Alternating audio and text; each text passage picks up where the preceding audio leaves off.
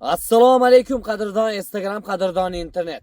Men o'sha Surxondaryo viloyati Sherobod tumanidan Toshkentgacha peshkom emas, eshak bilan borib kelgan bo'laman. Xo'p, shu shartni bergan Jo'rabek akamiz. Endi shart berish navbati bizniki. Akamizga shunday shart berdik.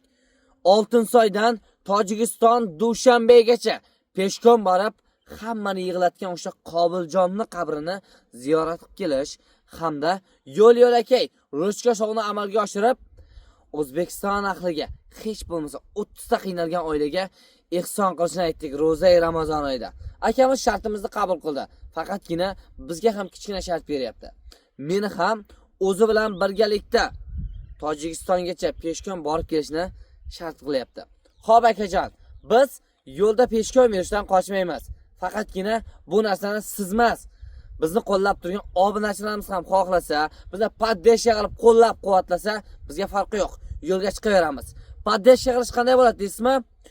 Obunachilarimiz soni 100 mingtaga yetgan kuni, xohlasin bugun, xohlasin erta, bizga farqi yo'q. Yo'lga chiqib ketaveramiz. Qani O'zbekiston poddesha qilib qo'llab-quvvatlab turasiz degan umiddaman.